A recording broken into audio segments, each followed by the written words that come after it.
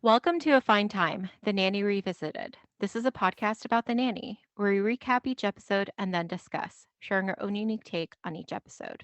I'm Bernadette. And I'm Debbie. Today we're talking about episode 67, Love is a Many Blundered Thing. As usual, we'll start with a brief summary of the episode. Upon getting a date, Fran's opinion on Valentine's Day changes drastically from believing it an overblown commercialized holiday to the most romantic day of the year. She tries to spread her newfound holiday joy with others and encourages Maxwell to take the girl with the fat butt out for ice cream. Fran then finds a Valentine from a secret admirer asking her to meet him at Sutton's ice cream parlor. Fran concludes that her secret admirer must be Mr. Sheffield and is very excited. She gets all dolled up and races through her date with Jeff the cop so that she can get to Sutton's on time to meet Maxwell, only to be disappointed to learn that her secret admirer is actually Brighton's friend Tommy Altman. She's embarrassed that she took Val's advice and got Maxwell a really big card, and he did nothing for her. That really big card was actually a 40-foot billboard in Times Square. So she and Val race to paint over the billboard before Maxwell sees it. Their efforts are in vain. Not only does Val leave the paint on the ground and gets herself tossed into someone's terrace garden, but Angela Weber informed Maxwell about the billboard.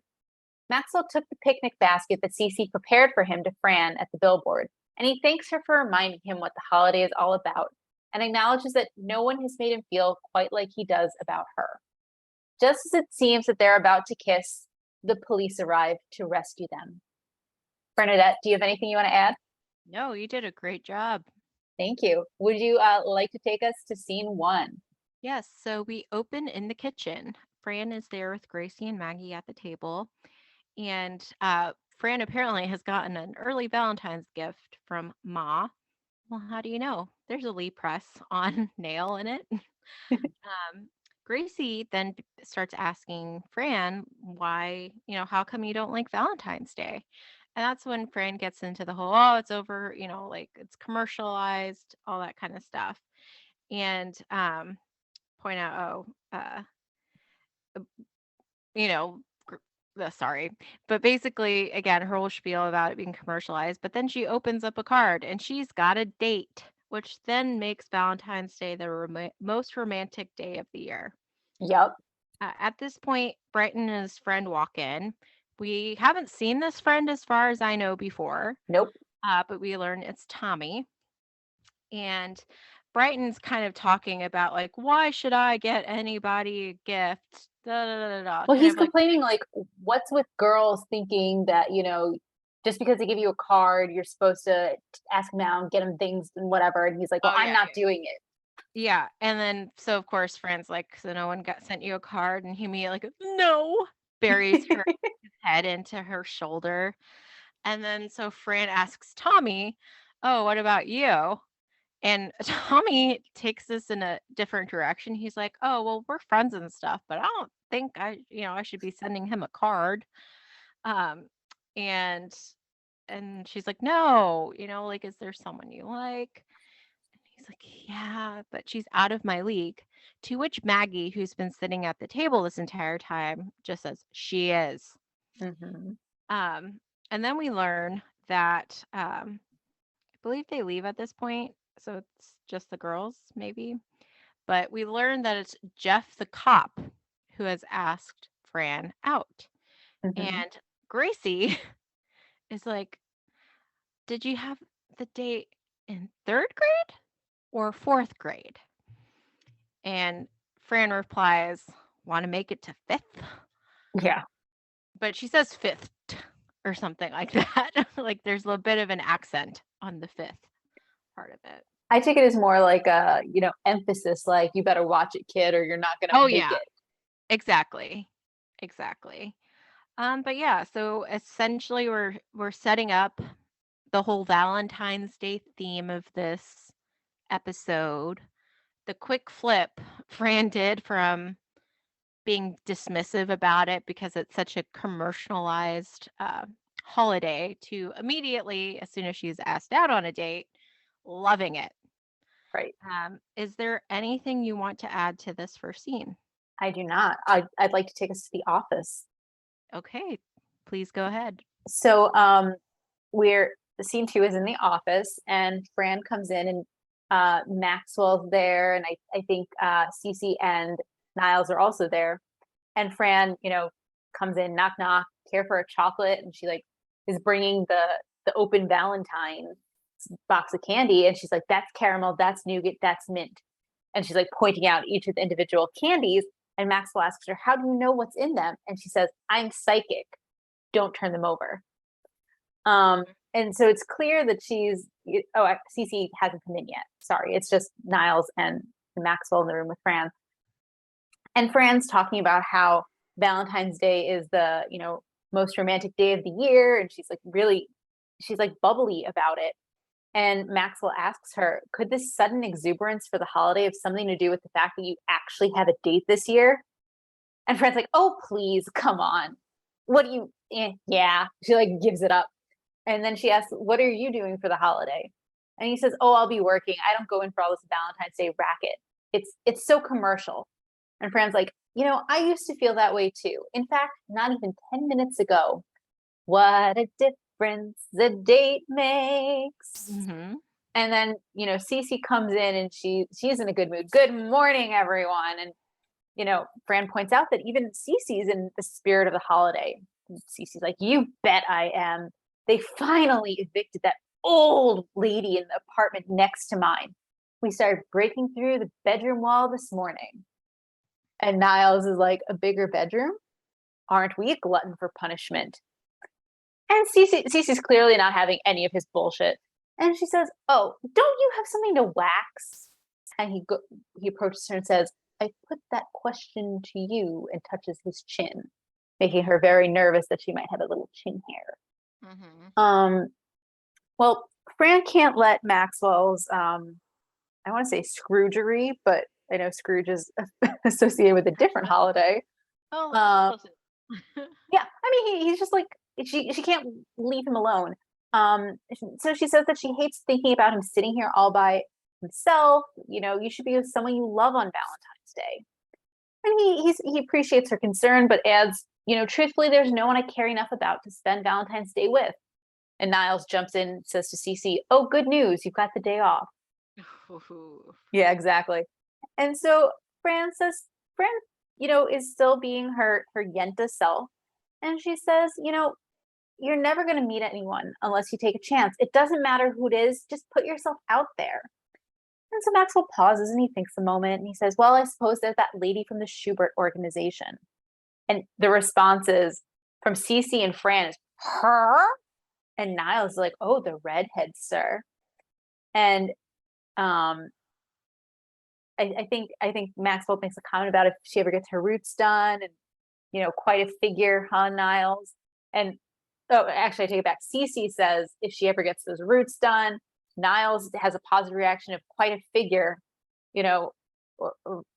I'm sorry, they all talk at the same time, but so like there all these reactions. My notes, I was not clear as to who says what, but there are all these comments, and Maxwell and Niles seem to be approving of her. Fran and Cece are not.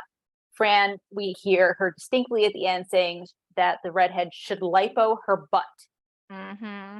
And then she quickly changes her tune. Oh no, she's lovely. A very good choice. Just do something romantic. Ask someone out. The redhead is fine. With that tuchus, I bet she likes ice cream. And she and Cece high five each other.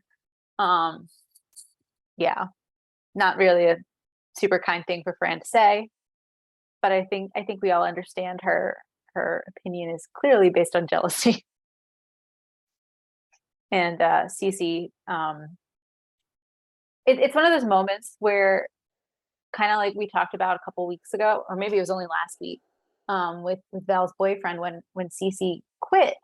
How Fran worked very hard to get her job back, because they sort of have this alliance, despite the fact that they are clearly rivals. Mm-hmm.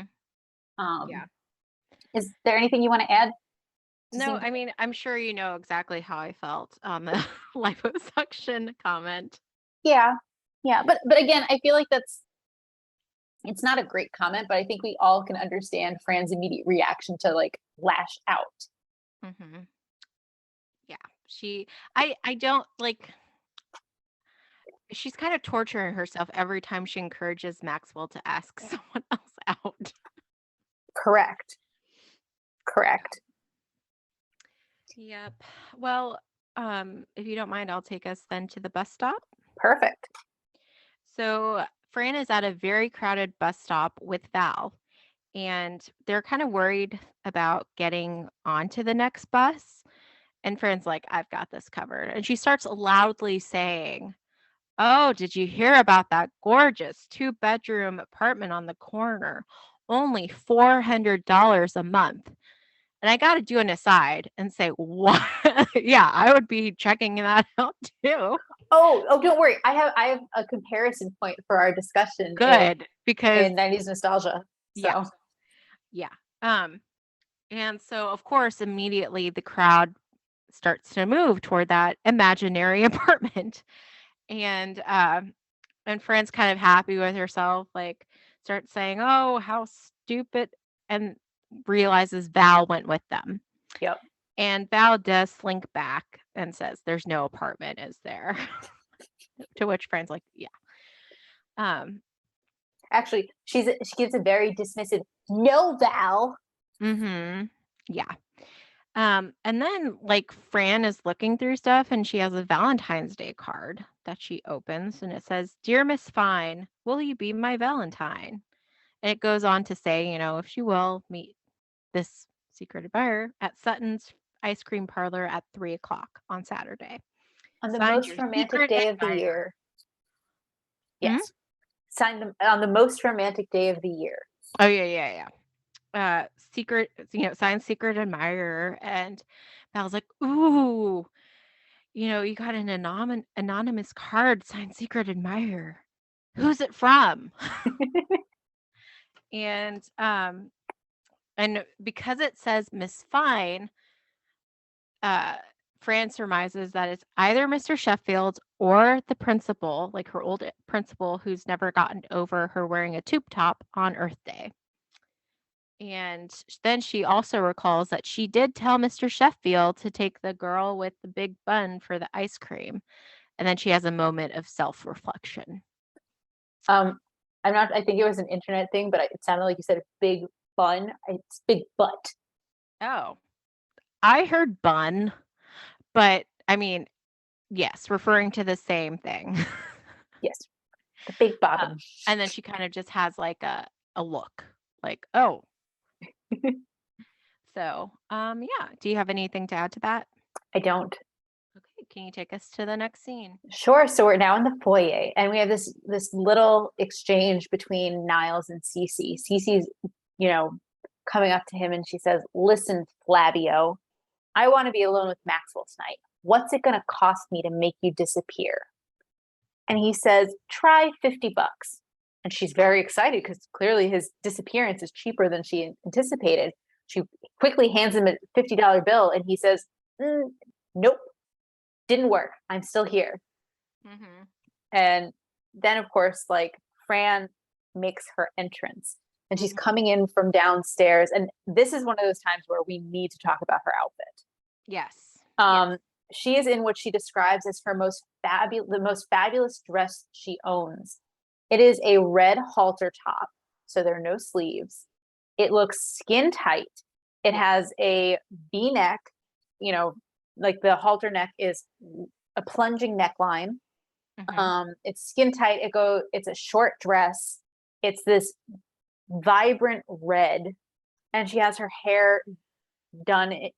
It's very similar to how she normally has her hair done, in that it's like partially up, but then the rest of it is big and curly and down. But it looks like she took a little bit more effort. And I think she's wearing red lipstick, and she's also wearing red high heels. And she looks, if I can opine, she looks fantastic. Yeah, agreed. She looks just phenomenal. So as she's coming down the stairs, Niles takes note of her attire and how she looks, and he says, "Oh, Miss Fine, would it be too forward of me to say, 'Whoa, baby girl'?" And Fran's like, "You like? This is the most fabulous dress I own. I only wear it when I have a very hot date." And then she continues by explaining that, Mr. Sheffield Wait, asked me. did you realize what happened after she said Oh, that? yes, thank you. I'm sorry. You're Uh-huh. right. I didn't note it, but yeah. So before she can say more about the dress, she like moves her arm and the tag falls out from Yep. like underneath her arm, and she's like, "Ow!" And she like rips it off because either this was the first time she's wearing the dress, or she's worn it multiple times and just kept the tag on. Hmm. Choose your own adventure, dear Yes. listeners. Um, that's when she gets into the whole, Mr. Sheffield asked me out for Valentine's Day. And Niall says, that's impossible, which, by the way, is exactly what Val had said in the last scene when Fran said it was Mr. Sheffield. And Fran clearly doesn't like that response. Why does everybody find that so hard to believe? And Niall says, well, it's just that he tells me everything. And Fran's like, don't you mean that you read his mail, listen at the door, and eavesdrop on the intercom? And he's like, well, for backup. I can't believe he left me out of the loop. I don't care for this at all. And Hmm. that's when Maxwell walks in through the front door and he asks if there were any calls while he was out. And Niles looks at him and says, maybe yes, maybe no. Yep. And he walks away. That's when Maxwell notices Fran and her attire. And even he has to comment on it. Oh, Miss Fine, that is one sexy outfit. And she says, oh, well, I've got a hot date. And he responds, well, he's going to be a very lucky man. And Fran, continues with the banter. Oh, isn't someone being Mr. Optimism? Hmm. And he walks off. And then that's when Maggie comes in and she's coming downstairs and she needs Fran's help. She needs Fran to come up with an excuse because she made 2 dates for Valentine's Day and she needs to break one. And Fran is having none of it. Honey, shame on you. Do you know how many girls are out there starving? You're going to finish those 2 dates. I don't want to hear another word about it. Hmm. And then Maggie walks off and Niles is back and Fran comments to him, can you believe that kid? I should have 2 dates on Valentine's Day. And he hands her the phone. Actually, he doesn't hand her the phone quite yet. And he says, what time are you meeting Mr. Sheffield at Sutton's? 3:00. Now, what time are you meeting Jeff at Dominique's? Oh, 2:30. Oh my God, Jeff. And that's when Niles hands her the phone. What's this for? Well, you can't keep them both. It'll take you 20 minutes to get across town, and no one can eat a full 5-course meal in under 10 minutes. And Fran's like, ha, you obviously have never broken the Yom Kippur fast at my mother's house. She puts on her coat and walks out the door because she's going to finish those 2 dates if it kills her. Yep. Do you have Indeed. anything you want to add? No, I do not. All right, take us to the restaurant. Okay, so we're at the restaurant and Fran is running in, just tossing her coat, her white fuzzy coat, to the hostess, I think, Mm-hmm. or The person at and the desk, at the yeah, podium. Jeff is already sitting at their table and she comes up, again quickly and she says, "Thank you, you too. Just lucky." And he's like, "Oh, what?" And she's like, "Oh, weren't you gonna say great dress? Good to see you. And where'd you ever find a purse to match those shoes?" So basically, she's just trying to abbreviate everything, right? Oh, yes, and that becomes very apparent. Yeah. And so, of course, like she's like, "Let's order," calls over the maitre d'. And Jeff, in the meantime, saying how he took the whole afternoon off so they would have a nice, leisurely, you know, Romantic. afternoon. Yeah. And the maitre, you know, D is over there and she immediately starts ordering the capellini. But the maitre d is like, well, we have the special is the tricolor. And she's like, it's taking you too long to even say it. um, because she asks how long it would take for them to make the capellini. Right. And she gets, she's too much in a rush to even hear what the specials are. She just says, "Sketties, vamados, vamado." She said it weird. I think she was trying to say vamonos, vamonos, but Yeah, but like it was like wrong language. Toronto's or something. I don't know. And Jeff kind of comments, "Hey, Fran, do you have another place to be?" She's like, "Oh, no, no." And then she like checks his watch, Mhm. trying to be inconspicuous, but very conspicuous. Oh, yeah. And they have this is when we kind of get music over it and it's kind of fast forwarded. We see Fran trying to eat her soup very quickly. She ends up taking the straw from her drink to help Yep. suck it up quicker. Um, and then we see the spaghetti. She like twirls it into the biggest mound of spaghetti and tries to eat it. You see them get up briefly to dance. She kind of shoves someone out of the way as they make it to the dance floor, and then they sit back down, where she proceeds to stuff her face with all the cream puffs that were delivered. Yep. And she powders her nose, gets up to leave, but then stops, turns back to Jeff, and while the music plays on uh, Oh, One Last Kiss, she kisses Jeff in regular time, and then things speed up and she rushes out the door. Hmm. Is there anything you'd like to add to that scene? I think it worth commenting on how she kisses him.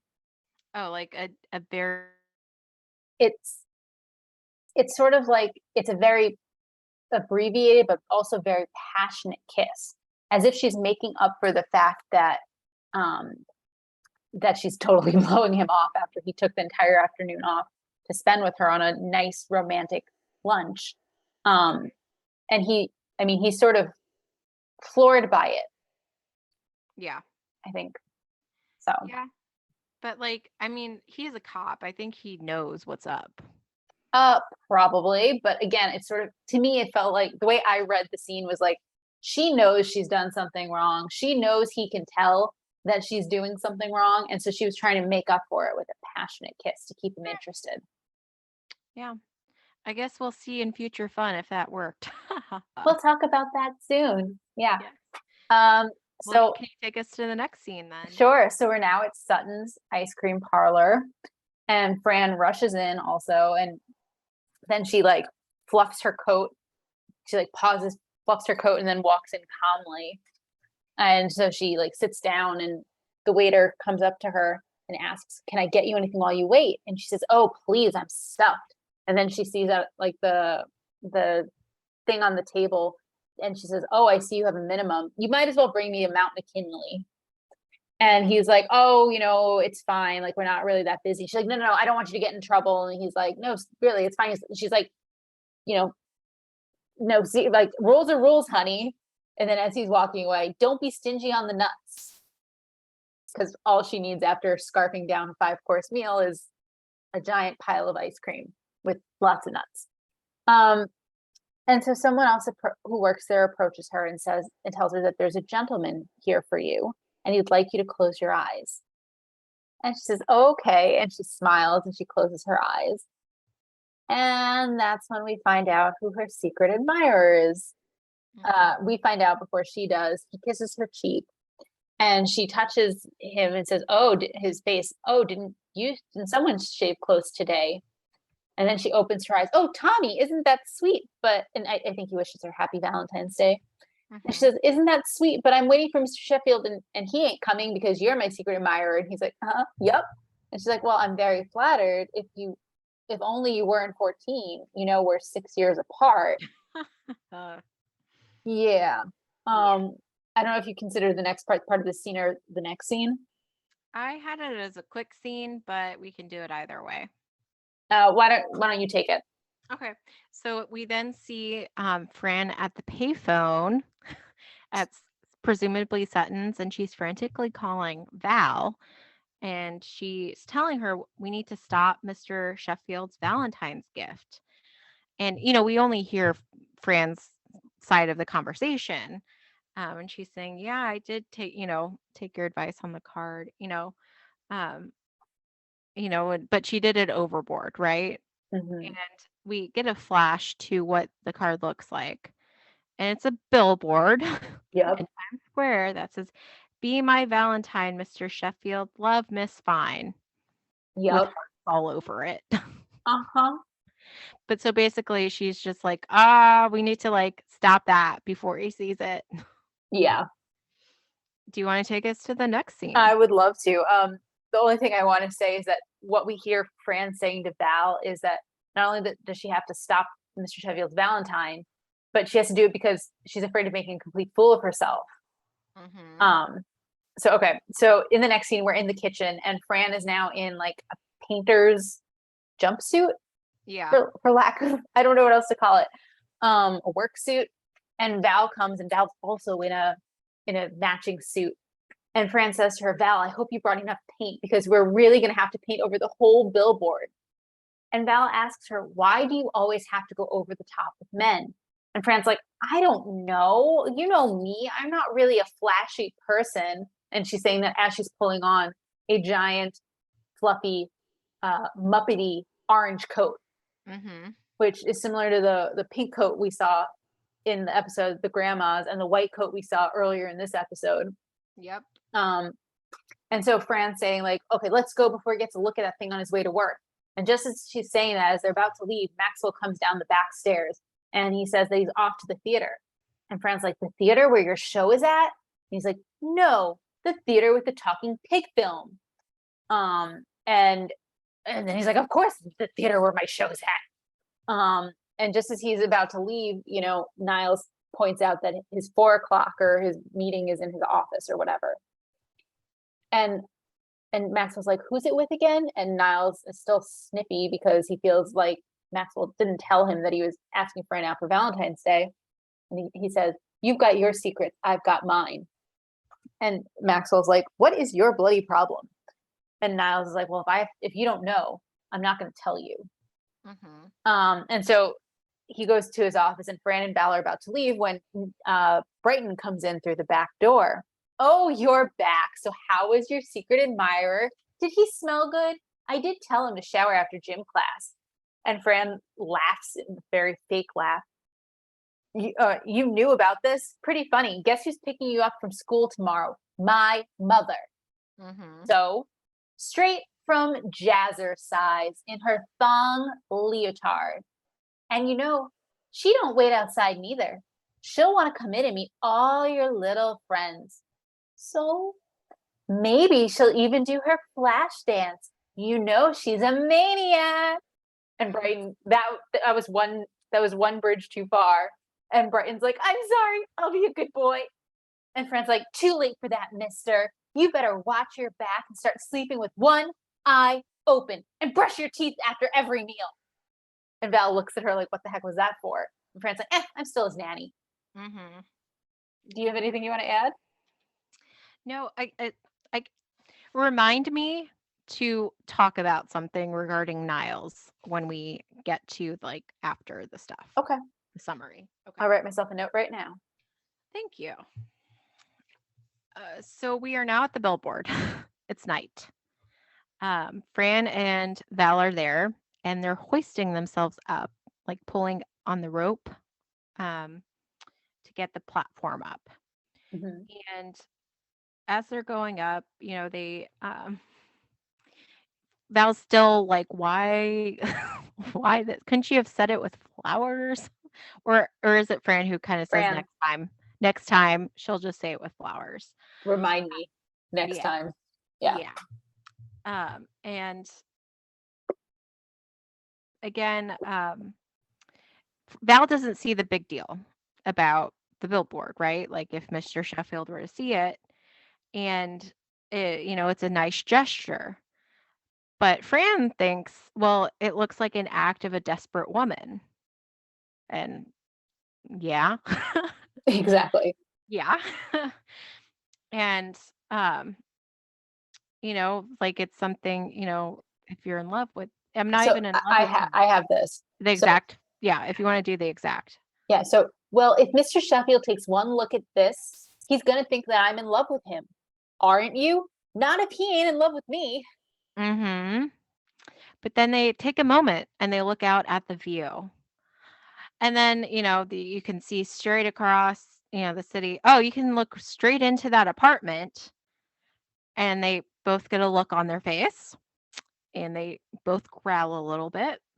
And then they get a little disappointed because, they rolled onto the floor. So they both, pull themselves a little higher and look in. And they know that a man always is sexy with a Lone Ranger mask on. But then they pull themselves together, let's get started. And Fran's like, where's the paint? And Val's like, down there. And, Fran kind of gives Val a look, and Val's trying to explain, well, you're in such a hurry, and Fran cuts her off. It doesn't matter. So, obviously they're going to have to go back down the way they came up, and Fran's trying to tell Val, okay, we're on the count of 3, you'll unlatch it, okay? 3, trying to like get a confirmation from Val, but Val goes ahead and unlatches her side of things, tipping the platform over, and Val falls out. Oh, yes. And Fran, in the meantime, has to quickly grab onto the rope. So she's hanging by the rope, just swinging in the air. And thankfully, Val does a quick, I'm okay. She's landed on the terrace garden, and oh, there's a party inside with cute guys. And Fran yells at her, get help and phone numbers. And then Exactly. we learned from Val, oh, they said no women, just cute guys. So Fran yells down, get recipes. Exactly. Do you have anything to add to the scene? I don't think so. Okay, will you take us to the office? So we start the scene with Maxwell hanging up the phone and Niles coming into the office, and Maxwell says to him, Andrew Lloyd Webber just called. It appears I have a 40-foot Valentine for Miss Fine in Times Square. Isn't that amazing? And Niles says, yes, he's a very busy man. He's got cats and Phantom and Sunset. Not that he called, Maxwell interrupts him. Do you have any idea why Miss Fine did this? What's it worth to you? Asks Niles. Your job? Okay, here's the scoop. Miss Fine got a Valentine from a secret admirer and thought it was you. Who's it from? Brighton's friend, Tommy Altman. Did she go? Oh, and then he's like, oh no, really, Niles, it's very sweet. I mean, no one's ever done anything like that for me before. And what have I done for her? And Niles tells him, well, the usual. Belittle her Valentine's Day spirit and crush her heart beyond repair. She said that? No, I just threw that last part in because you called me a baby. Yeah. All right, so where is she now? Well, she was so embarrassed that you got her a billboard, that she got you a billboard and you did nothing for her, that she'll probably be up there all night painting it over. Oh, that's one miserable way of spending Valentine's Day. And right on cue, in walks Cece with her hello, hello. Mm-hmm. And Niles comments, here's another. And Cece says, happy Valentine's Day, Maxwell. I thought that while we're working, you might like something to nibble on. And again, we need to talk about her outfit. As she says nibble on, she drops her coat off her shoulders, and we see she's in a black dress. And it has with her shoulders exposed. With her shoulders and most of her chest exposed, not her breasts, but like her chest. And to me, it's reminiscent of the black dress she wore in Pen Pal, the one that was strapless and her chest was hanging out of. Mm-hmm. But this is a little bit more tasteful. And she also has like a basket in her hands. And Maxwell doesn't notice her attire, doesn't notice that she's dolled herself up. He sees the basket. Oh, Cece, this basket is perfect. And he takes it from her. Mm-hmm. And he's like, and she like sits herself, she like, I don't want to say sits, but she like positions herself on the couch in what she thinks is a seductive fashion, tosses her head back. Maxwell, perhaps you should dim the lights. And he's like walked out of the room. Niles does the same thing where he turns the lights off. And Cece doesn't realize it. Maxwell? Niles! Mm-hmm. Anyway, do you have anything you want to add to that scene? Nope. All right, take us back to the billboard. Yes. So Fran is still hanging on a thread, by a thread. It's a rope. Amazing that she has the arm strength to keep herself up there. I would never want to be in that position because I could not do that. Yeah, me neither. And she even says no one is going to believe this. And she gets a look on her face, and again, looking in the same direction of the apartment from earlier. How long can those two keep going? Mm-hmm. And then Maxwell appears at like not at the bottom, like not at street level. He's like at the like the actual platform of the billboard, whereas she's kind of like on the pulley, like the rope that was part of the pulley system to hoist her up. Yep. So he's pretty close, and she wonders why he's there, and he explains that Niles told him and about the sign, and she's like, "What sign?"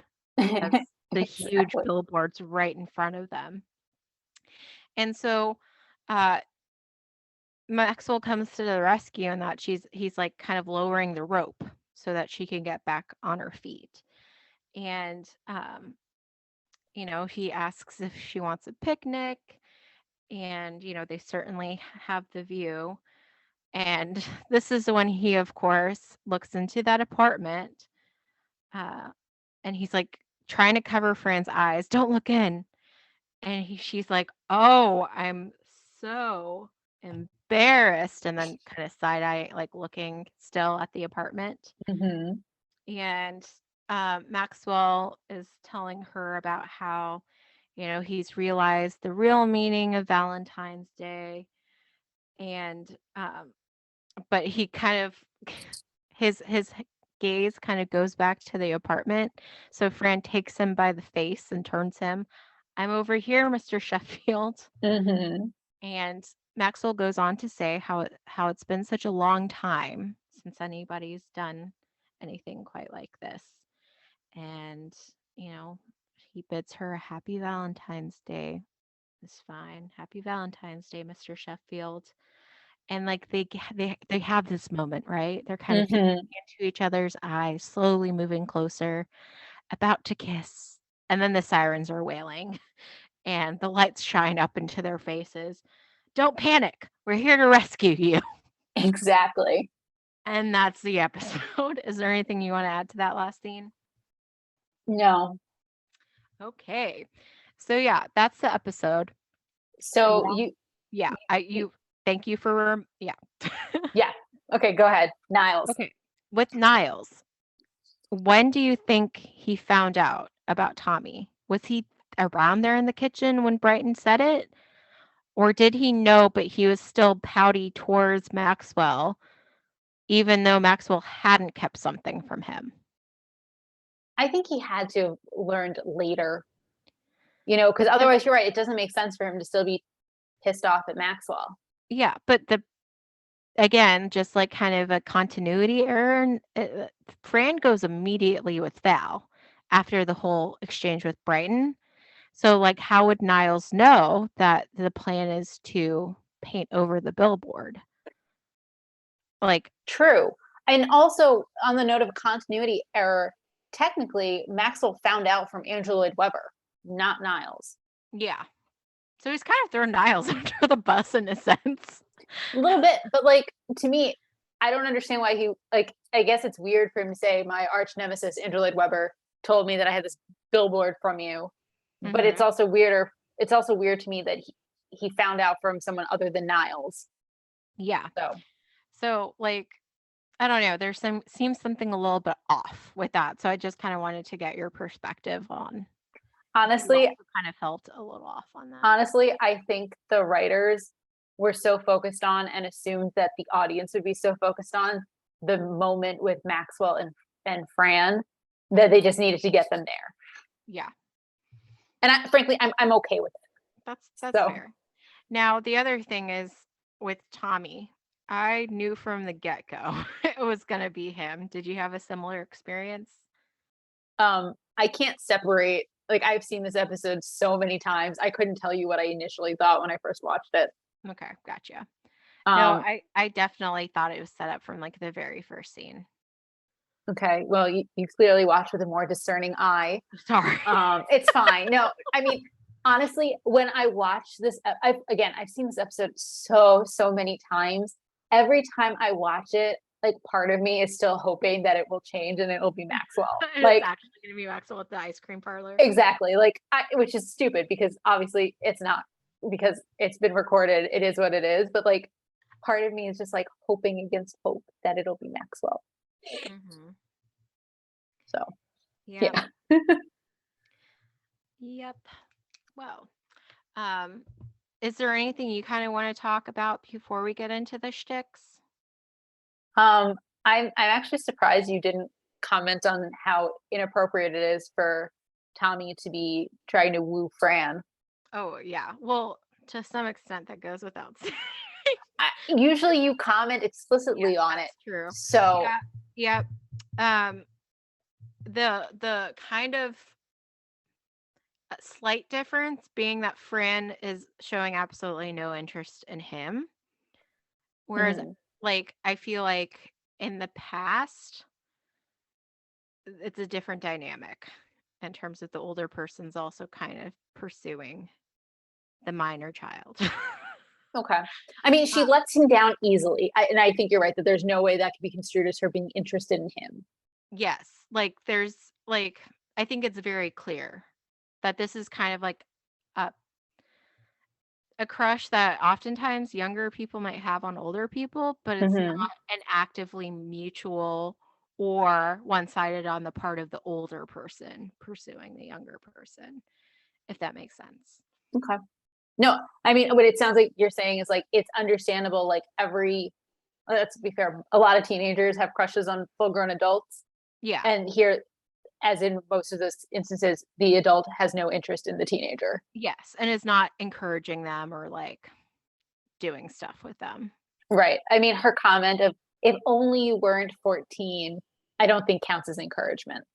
No, because then the ridiculousness of that statement goes along with we're only 6 years apart. Um, again, implying that she's 20, which we all know she is not. Well, does he know she's not? You know what? That's a fair comment. I don't know. I But mean, yeah. yeah. So yeah, and then like there's also a little bit something to be said that sometimes people have like kind of an more innocent Valentine's. Like, will you be my Valentine? Doesn't mean like we're dating or I don't know. But There's besides, less pressure, I guess.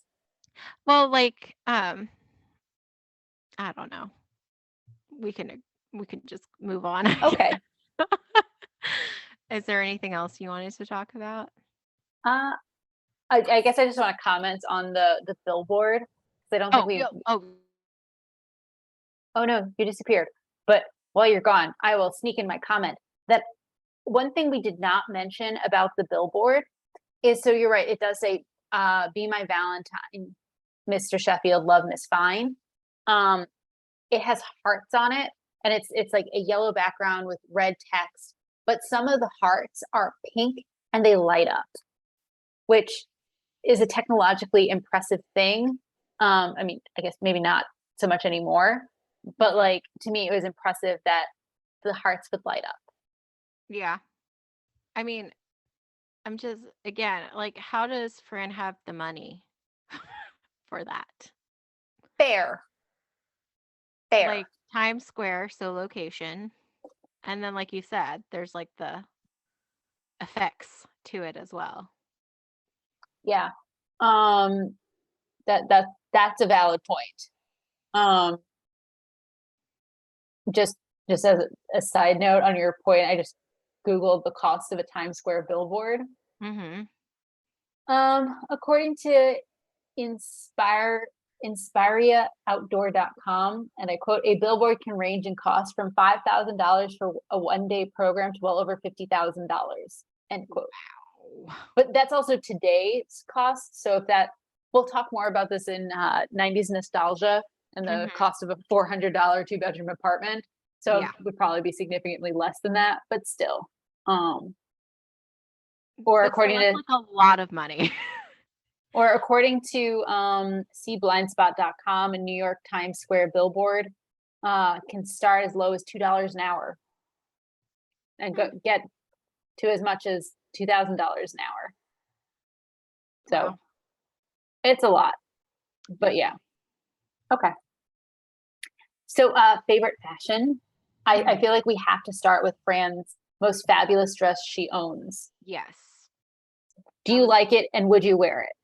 Oh, I could never pull it off, but she looks great in it. She does look fantastic in it. I Yeah. would wear it. I Mhm. would not look as nice as she does, but I would wear it. Yeah. Like, if I had the same body as Fran Drescher, yes, I would wear it. Um, but yeah, it's a nice dress for sure. Absolutely. And then what about Cece's ready to work dress? What's interesting is that I feel like we don't really see all of it. Like, I feel like we're more concentrated on the top. Yes. Like, I don't think we really get a full shot of it. I could be wrong, or it was just I not think as it's just memorable. it's definitely not as memorable. I think, but I'm not certain. I think we see it when she like lies down on the couch. Mhm. And But it's it's also basically kind of a dark thing, and I was half distracted by Maxwell being so happy to have the basket and walking out the door. oh, and also we didn't mention he kisses her cheek, Oh, yeah, and that gets a big reaction from her. obviously. Mhm. Um and too much of a reaction from her. Mhm. But I think her dress is it's a black dress that goes down to the floor. Yeah. It I'd wear it. I like it, but not as much as Fran's. Mhm. Yeah. Again, it wasn't I honestly can't picture much of it, so I'm again, aside from, like, seeing more skin on the top, I think it's a fairly, modest dress, Yeah. especially compared to Fran's. Oh, yeah. Yeah. I mean, and that makes sense considering their characters. Yeah. Now, I'm curious what you thought of Fran's outfit at the beginning of the episode with, like, the lime green I jacket. liked it. I mean, I had a feeling you would, because I that's didn't still not my aesthetic, but I was like, I think you like that color." I do like that color. It's one of my favorites. I don't like the cut of the jacket on the top, but I like the color. Like Mhm. because it's sort of it so you're right, it's like a jacket and skirt matching set, but the jacket sort of I don't want to call it a turtleneck, but it's sort of like a mock neck. Mhm. So it like covers the neck.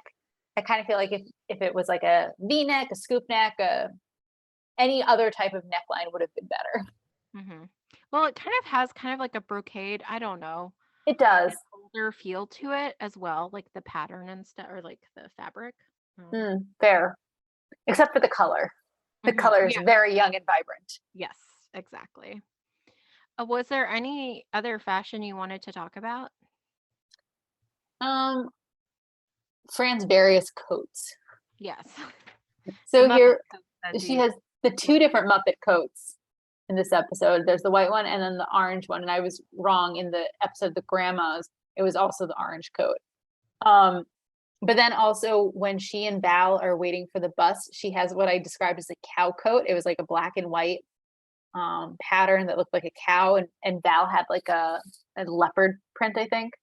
Mhm. Um, so it's just different and unusual. And actually, I take it back. I have one other thing. The painter's uniform that she and Val are wearing. I think Mhm. they just look so cute in them. Mhm. Well, they also have these little hats with like Exactly. it kind of pointed up, like flat up. Yep. Yeah. Val's had I think green on it. Um, Mhm. but like especially with Fran, because like obviously we focus more on Fran because she didn't get tossed from the the platform. Um, Mhm. it really made her features pop, like her Mhm. makeup. So Yeah. Yep. all right, now I'm officially out of comments on their Okay. fashion. So notable New Yorkers. There really weren't that many in this episode. Yeah. Well, but starting off, the title of the episode is "Love is a Many Blundered Thing." So I'm assuming it's the play on "Love is a Many Splendored Thing," Oh, okay, that makes sense. and that I know is like a movie. Um, like 1955 or something. But in my head, I immediately went to Moulin Rouge with Ewan McGregor singing or starting to say, "Love is a many splendid thing. Love lifts us up where we belong. All you need is love." And then they get into like the Elephant Love medley. That's sorry, listeners. That's where my brain goes immediately. I don't know if you've ever watched Moulin I Rouge. have, and so I know exactly what you're talking Okay, about, but awesome. um that I didn't realize the title. You're right. The title obviously must be a reference. So that's Um, my assumption is that it's a play on that. that Um, makes sense. Now I didn't look up if Lee press on nails was a thing. Yes, they are. Okay. They're or actually, yes, they are. You could purchase them at Target, for example, and actually, they're if you go to YouTube, they have an advertisement from 1985 for Lee press on nails. So yeah, they're a thing. Let's see. There's Fran sings a line or two of what a difference a date makes. That's a reference to What a Difference a Day Makes, which is a song by Dina Washington, and it won her a Grammy Award. That's according to our friends at Wikipedia. Um, Sutton's Ice Cream Parlor, I could not find. So I don't think that's a real place. Um, there's the reference to Flabio, as Cece calls Niles. That is a reference to Fabio Lanzoni, who was an Italian American actor and model known, as I put it, as a sex symbol who appeared on the cover of multiple romance novels. Mm-hmm. Um, do you want to take one? Is Whoa Baby Girl a reference to anything to your knowledge? I looked and I found a reference to a 1999 song, Mm-hmm. but this episode aired in 1996. Yes. So unless Niles wrote that song. That is not a plot point in the nanny, but that would be hilarious. Mm-hmm. Well, he is a singer, as you know. We do know that. Mm-hmm. There were some like kind of um like more subtle references, I feel like. Hmm. I'm trying to find where it is. I mean, there's a couple of songs throughout, right? But there was one I think like they're like referring to the Talking Pig movie, for instance. That's Babe, Yep, exactly. 1995 film adaptation of Dick King Smith's novel The Sheep Pig, which tells the story of a pig who wanted to be a sheepdog. That Hmm. is according to our friends at Wikipedia. I've never actually seen this film, I don't so think I have either. I've been told I would like it, but I've never seen Hmm. Well, and then we hear about the Flash dance, and she's a maniac. it. Exactly. Um, so Flashdance, Yep. uh, I think that's a dance, but it could Like also, there's a movie, yeah. yeah, I was going to say, but it's also a 1983 uh, romance. Um, oh yeah, so then the Flashdance comes from that film. Um, that makes sense. Maniac is the song I think you were just singing Hmm. by Michael Cimbello, which is also featured in uh, Flashdance. Hmm. Jazzercise, Hmm. although maybe we should say that for 90s nostalgia. To Oh, me, that's yeah, that's fair. okay. So I'll say There's no the more.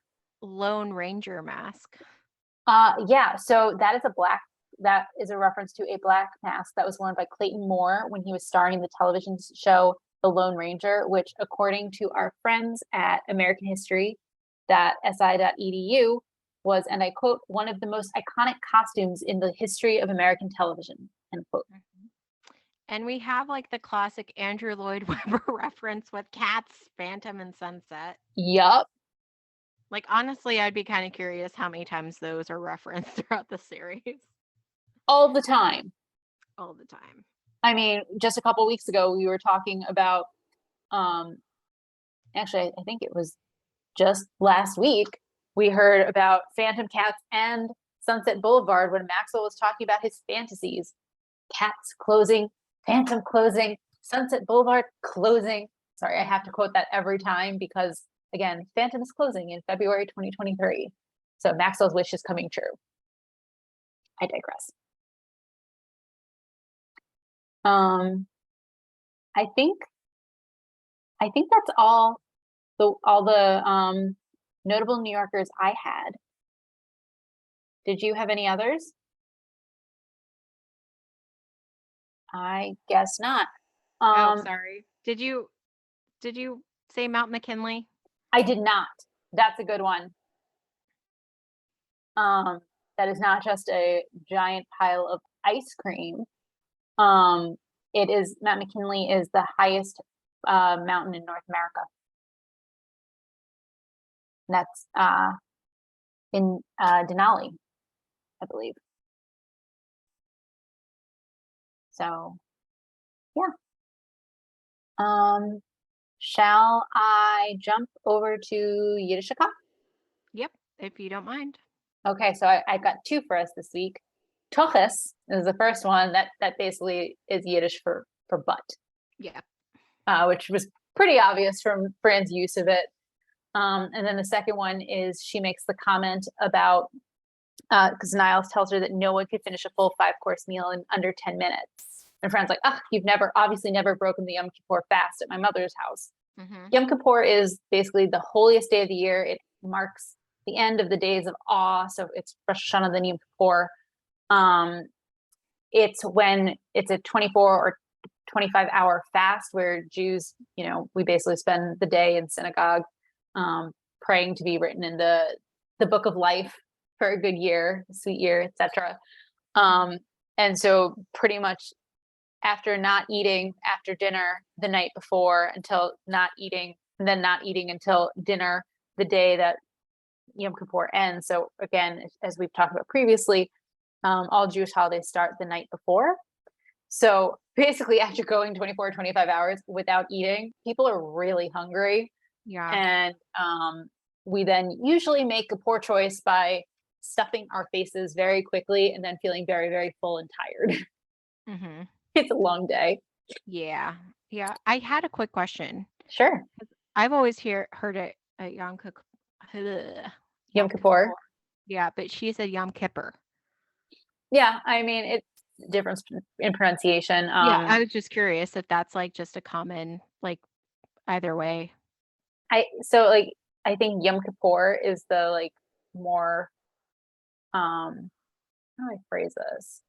I think that's the technically correct way to pronounce it, but I think the Americanized version is Yom Kippur, Okay, if that gotcha. makes sense. And that's sort of how I think about it, but it also very well could be like a difference between, I don't think it's a difference between Hebrew and Yiddish because there are other things, other words that like will be spelled similarly or the same and pronounced differently depending on if it's Yiddishized or not.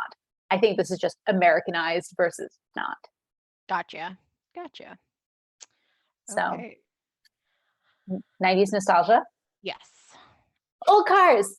Oh yeah, I did make note. We definitely see the old cars. Right. I'm gonna go with the telephone booth at the ice cream parlor. Mm-hmm. The payphone. Yes. Um, Sorry, you're right. Excuse me. I mixed up the terminology. It's a payphone. that's fine. It's been a long day. It's such a Monday. I was gonna say actually they're both dated. Like I don't think they exist anymore. Mm-hmm. Um, Not that we really see like out and about. yeah, I'm wondering. I feel like there was a story about like payphones. So okay, for example, in Smithsonian Magazine from June 2022, um, this is the headline: one of the last payphones in New York City moves to a museum. Wow. Here's the byline: located in Times Square until last month, the payphone is now on display at the Museum of the City of New York. Wow. Um, We feel old. I know, I remember those being commonplace. Yep. I Um, remember using them. so according to, again, that same Smithsonian article, New York City had around 30,000 payphones in the early 2000s, and it has spent the last 7 years removing them. Wow. I mean, that's kind of crazy. And actually, this article is really rather interesting. The public payphone originated in 1889, Wow. when the world's first payphone was invented by William Gray, developed by George Long. It was installed in Hartford, Connecticut. And then by 1902, there were 81,000 payphones across the country. Wow. In 1995, they hit their peak at, do you want to guess how many their peak was in 1995? 1,000,000. 2.6 million. Wow. Uh-huh. So again, this episode aired right around that peak. Exactly. So apparently, again, according to the Smithsonian Magazine, New York City has been replacing payphones with Link NYC kiosks. So people are then able to place free calls, connect to Wi-Fi, or charge their device, and otherwise view maps and directions. There are 1,800 of these kiosks as of June 2022. And actually, according to this article, they're citing to NPR that payphone from Times Square was not actually the last payphone in New York. There are several private ones that exist throughout the city and 4 phone booths on the Upper West Side. I mean, who knew that payphones were that interesting? Sorry. Yeah. I mean, where's Superman gonna change? I know. Yeah. There was also a cordless phone True. that Niles had. So a lot of phones in this episode. Now you were gonna talk about the $400 2-bedroom apartment. Oh yeah. So that is clearly dated. Mhm. So depending on what source you look at, so for example, Zumper.com said that as of October 22nd, 2022, the average rent, oh, that can't be right. Hold on. Apparently it's showing me a 1-bedroom, not a 2-bedroom. So scratch that. What I found before we started our show was, according to Rent Cafe, and I quote, rent prices for 2-bedroom apartments can rise to $14,395, especially if good location comes hand in hand with a modern, well-maintained building that offers already furnished units. If you're looking for something more affordable, don't fret. I find that hard to. I know.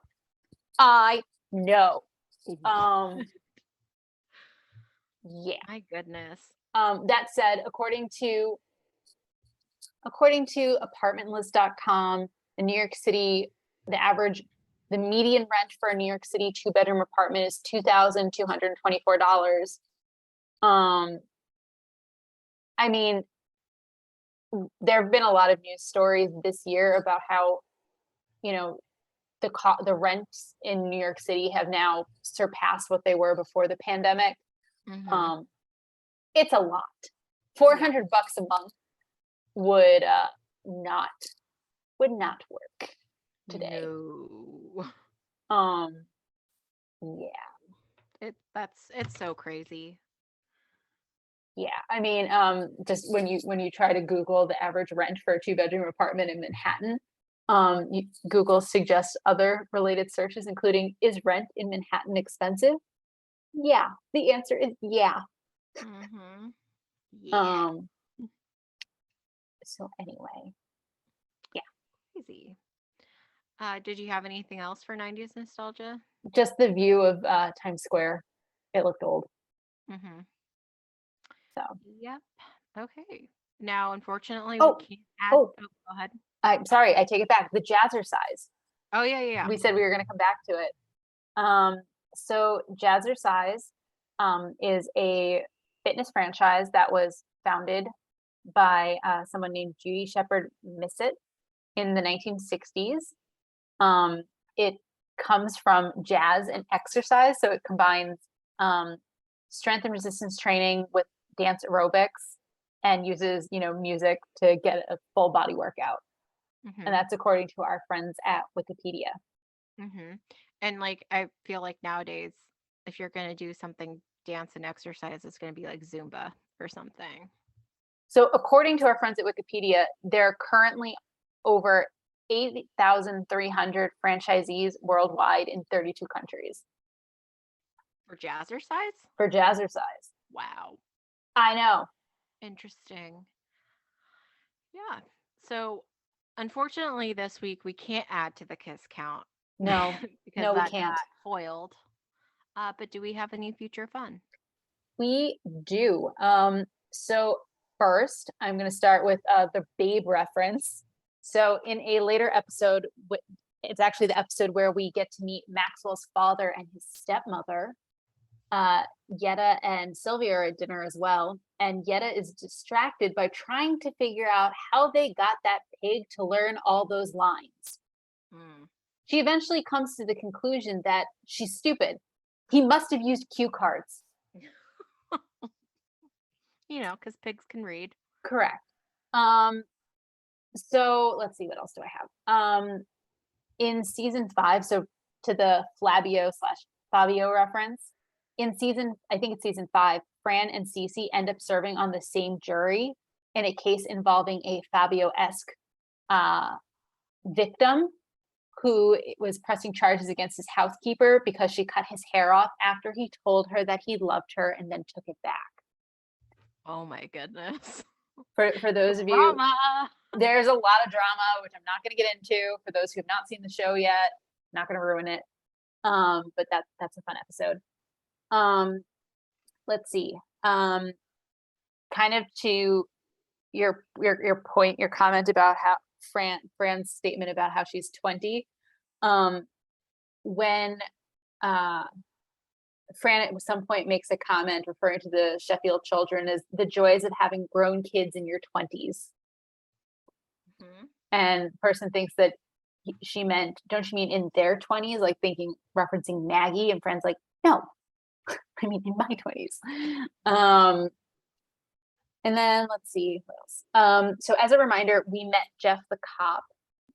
Previously, we met him in the episode The Party's Over. That's the one where Fran got arrested for hosting an illegal party in the Sheffield home. We will meet him once more, just one more time, in the episode titled Ransom, and that's when Fran and Chester get kid/dog napped. Ooh. And then finally, we have, I believe, one more Valentine's Day episode to go, or at least I can only think of one other.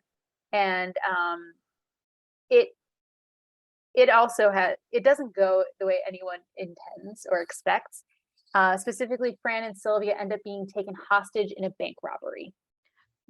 So there's now a theme of Fran being kidnapped or restrained. She is frequently the victim of crimes. Wow. So what a life she leads. Thank you for saying that. I thought you were going to say, wow, it's a real commentary on the safety of New York City. Well, that too. No, New York is much safer, especially now than it was then. But yeah, I think those are the things that came to mind that I thought our wonderful listeners would be interested in. So we got a lot of fun. We got a lot of future fun coming our way. Awesome. Well, now it's time for episode ratings. And as a reminder, we rate the episodes 1 to 5 lipsticks, with 5 being the most. And Debbie, it's your turn to go first this week. Normally I say I hate having to go first because then I have to make a decision, but this week it's easy. I'm giving it a 5. I love this episode. You're right. There are some inconsistencies that, if I was truly watching this with a critical eye, would deduct from the score. But again, every time I watch it, part of me just really hopes that it is Maxwell who is her secret admirer. I love it. I love the fashion. I think it's a well done episode despite its inconsistencies. It's just fun to watch, and that the end when Maxwell goes and finds her at the billboard, and they have this moment, even before the moment where it seems like they're gonna kiss, where he talks about how no one has made him feel quite like this in so long, and it just gives me all the feels. So I'm giving it a 5. How about you? Oh no, I think you have to think about it, don't you? Okay, I can keep talking about how much I love this episode. Um, Mhm. oh, you're back. I'm Excellent. back. Sorry. Sorry, listeners. My internet's not cooperating today. Is it my turn then? It is your turn. I gave it a Okay. 5. Yes, I heard. I'm gonna give it a 4. Just because, there were a couple of things mentioned already that kind of took it. I think part of it's just um, probably my general mood of the day does not lend itself to a 5 today. Um, but yeah, it was uh, nice to see them have a moment, even if it was interrupted. So, so yeah, Okay. that's where I'll leave it. All right. Is there anything else you want to talk about? I don't think so. How about you? I'm good. All right, Okay. then. That's all we have for you today. We hope you had a fine time with us as we revisited The Nanny. Join us next week when we'll be discussing episode 68, Your Feet's Too Big. If you would like to reach us on social media, you can find us on Twitter at Nanny Revisited. You can also send us email at afinetimenannyrevisited@gmail.com. Have a great week.